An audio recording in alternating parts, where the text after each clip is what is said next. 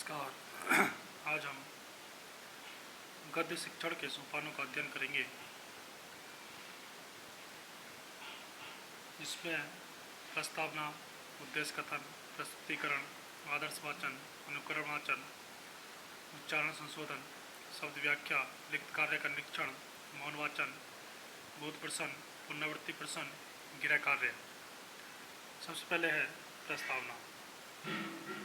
बालक या छात्रों को नया पाठ पढ़ाने के लिए तैयार करते हैं।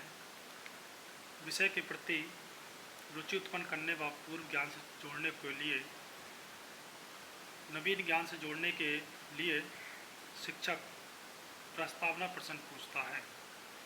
इसके लिए वह अनेक प्रकार से छात्रों की परीक्षा ले सकता है, जैसे लेखक के परिचय द्वारा, प्रश्नोत्तर द्वारा, पूर्व कथा द्वारा, शिक्षण संबंधी उपकरणों द्वारा, पाठ से संबंधित किसी समस्या को प्रस्तुत करके अथवा संभावित काव्य पंक्तियों द्वारा।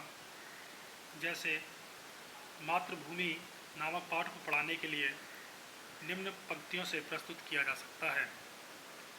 ऐसी मातृभूमि मेरी है स्वर्गलोक से भी प्यारी, जिसके पद कमलों पर मेरा तन मन धन सब बलिहारी।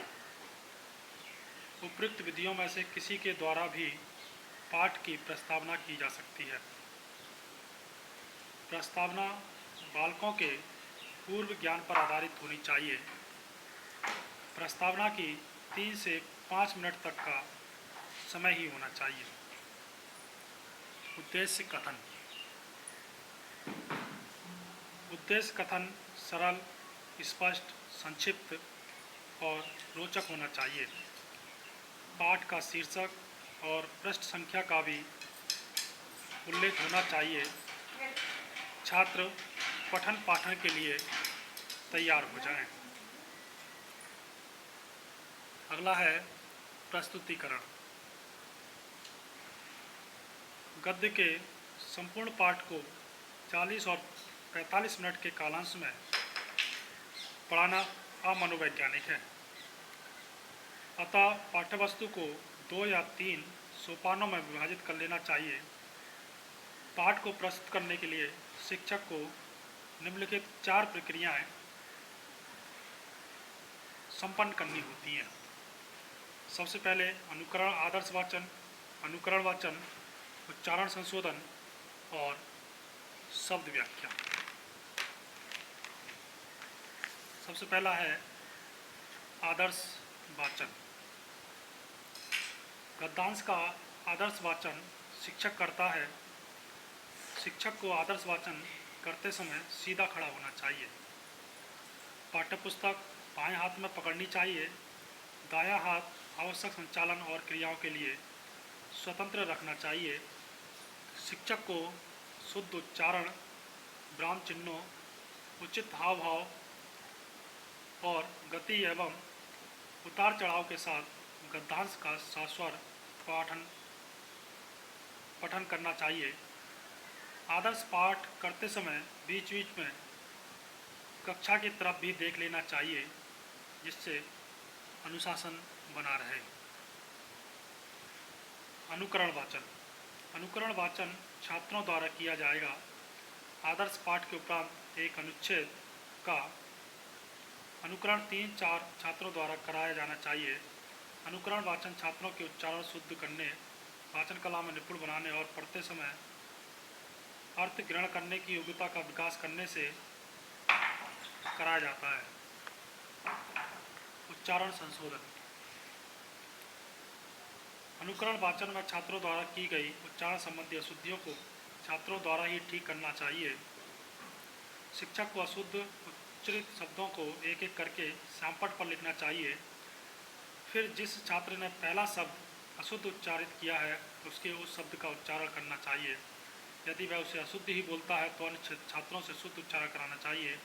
यदि पूरी कक्षा शुद्ध उच्चारण ना कर सके तो शिक्षक को स्वयं उस शब्द का उच्चारण करके कक्षा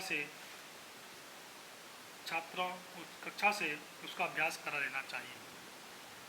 शब्द व्याख्या।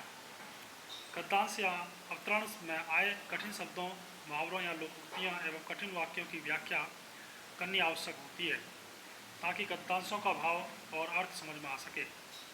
कठिन शब्दों को एक एक करके श्यामपट्ट पर लिख देना चाहिए और निम्नलिखित युक्तियों की सहायता से कठिन शब्दों के अर्थ छात्रों से निकलवाने का प्रयास करना चाहिए। दृश्य सामग्री द्वारा, जैसे जलज का अर्थ कमल फूल दिखाकर कक्षा में जीवित पशु पक्षी कीड़े मकोड़ों, और चित्र दिखाकर जैसे शेर को बाण दिखाकर रेखा चित्र द्वारा या श्यामपट्ट पर, मानचित्र द्वारा, मॉडल्स दिखाकर, संकेत द्वारा, अंग संचालन द्वारा, पर्यायवाची शब्द द्वारा, वाक्य प्रयोग द्वारा, विलोम शब्द द्वारा, संधि विच्छेद द्वारा, समाज विग्रह और किसी की परिभाषा बताकर। अगला है लिखित कार्य का निरीक्षण। कठिन शब्दों की व्याख्या और विचारों का विश्लेषण करते समय शिक्षक को श्यामपट्ट का प्रयोग अधिकाधिक करना चाहिए। छात्र कठिन शब्दों के अर्थ और व्याख्या आदि को अपनी उत्तर पुस्तिका में उतारेंगे। अध्यापक इस लिखित कार्य को घूम घूम कर निरीक्षण करते हैं और लिखित कार्य में सुधार करने का सुझाव भी देते हैं। मौन वाचन। गद्यांश अथवा अवतरण की पूर्ण व्याख्या होने के बाद छात्रों से उसका मौन वाचन कराना चाहिए। पाठ को आत्मसात करने के लिए मौन वाचन कराया जाता है। मौन रहकर छात्र पढ़ते हुए भी विचार करना सीखते हैं। मौन वाचन छात्रों के होठ नहीं हिलने चाहिए। बोध प्रश्न।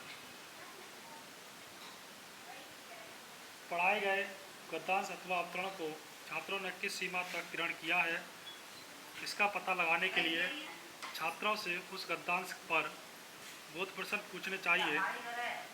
पाठ्य वस्तु पर आधारित प्रश्न क्रमबद्ध रूप से पूछने चाहिए। छात्रों से पूर्ण वाक्य में उत्तर लेना चाहिए। प्रश्न ऐसे पूछे जाएं तो छात्रों की बोध क्षमता, विचार शक्ति, कल्पना शक्ति और सृजनात्मक शक्ति की योग्यता का विकास करें। पुनरावृत्ति प्रश्न। पढ़ाई गई पाठ्य वस्तु को छात्रों ने पूर्ण रूप से ग्रहण किया है या नहीं, यह जानने के लिए पुनरावृत्ति प्रश्न पूछे जाते हैं।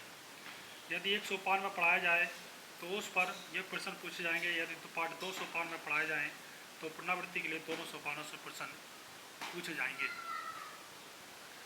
गृह कार्य। पढ़ाए गए पाठ को और अधिक आत्मसात करने की दृष्टि से छात्रों को कुछ कार्य घर से करने के लिए देना चाहिए। इससे पढ़ाए गए पाठ का अभ्यास भी हो जाएगा और छात्रों का ज्ञान स्थायी भी होगा। गृह कार्य देते समय छात्रों की शारीरिक व मानसिक क्षमता का ध्यान रखना चाहिए।